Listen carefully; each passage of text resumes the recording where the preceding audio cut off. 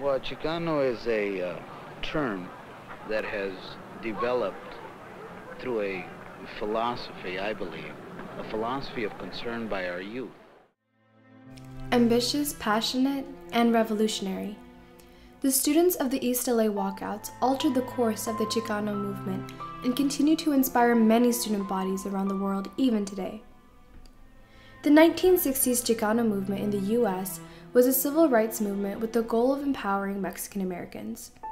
The East LA student walkout was a key turning point for this movement. Between 1910 and 1920, when the Mexican Revolution was at its peak, many immigrated to the United States to avoid this long multi-year war in their country. It was only around 1929 when the Mexican migrants in the United States decided to form an organization, the League of United Latin American Citizens. The primary goal of this organization was to assimilate the Hispanic culture into the American way of living.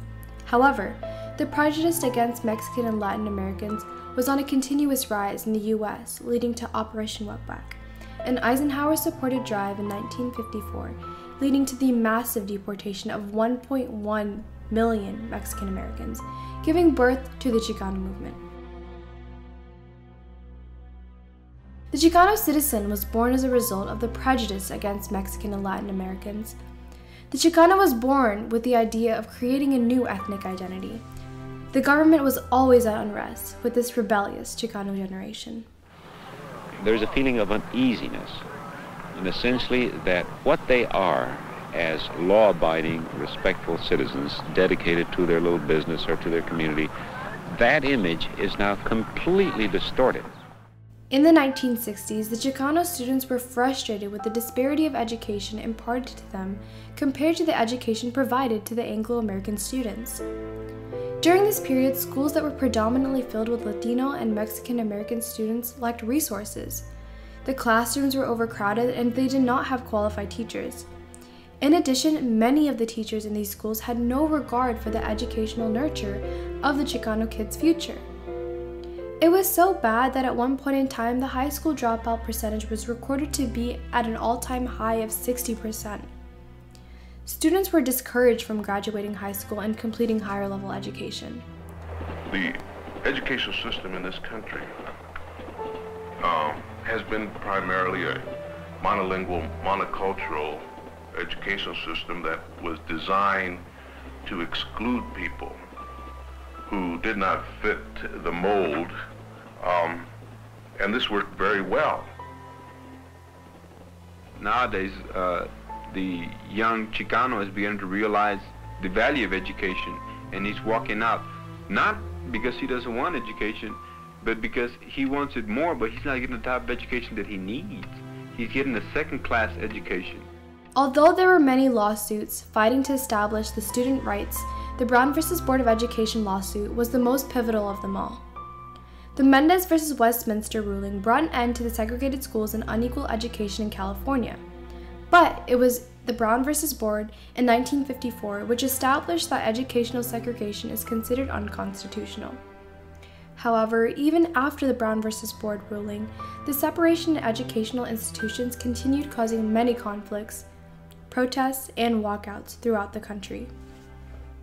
We're proud, dignified people with respect for ourselves and people around us. We believe in the motto, love thy enemy, but only let him slap you once. If he slaps you twice, then you gotta get on him. Out of all these protests and walkouts, the one that stood out happened on March 1st, 1968. The principal of Wilson High School canceled a school play that he deemed as too provocative, angering hundreds of students who decided to walk off campus. Seeing the student unity in this walkout, the organizers of a previously failed walkout from a neighboring high school saw an opportunity to leverage this moment to drive their agenda of equal education and voice their frustration with the current system. During the weekend following the Wilson High School walkout, activists got together to plan their next walkout. They met at La Piranha, a coffee shop they used as headquarters for their organization, which came to be known as the Brown Berets, who were a student group ready to defend against police action.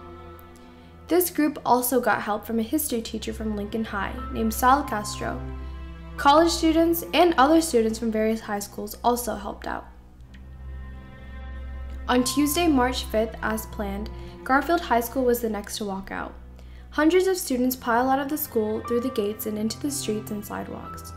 Sheriff's deputies came in riot gear to the scene and ordered the students to go back into the school, but most refused. Students grabbed Coca-Cola bottles from a nearby truck and threw them at the officers, starting a conflict, while the Brown Berets protected them against the police retaliation.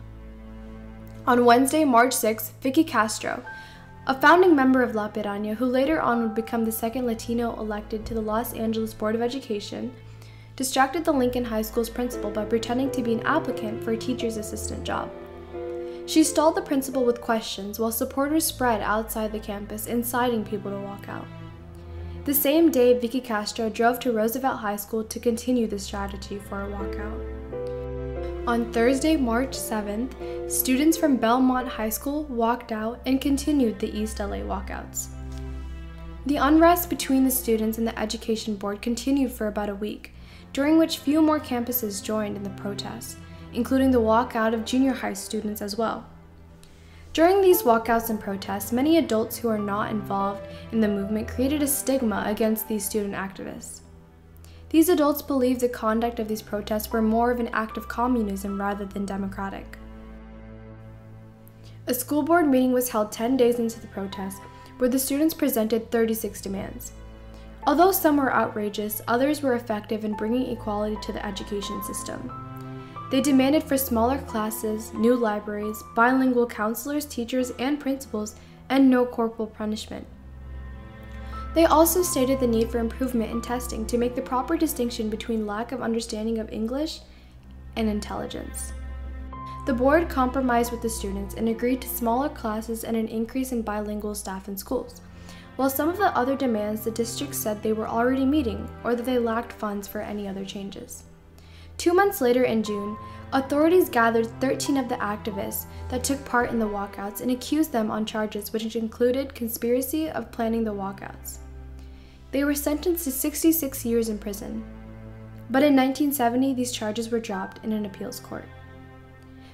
The walkouts' boost to the Chicano movement was impactful. Just a year after the walkouts, it was noted that the UCLA's Mexican-American enrollment rate increased tenfold, and the Mexican-American national admissions rate for college increased to a staggering 25% from a mere 2%.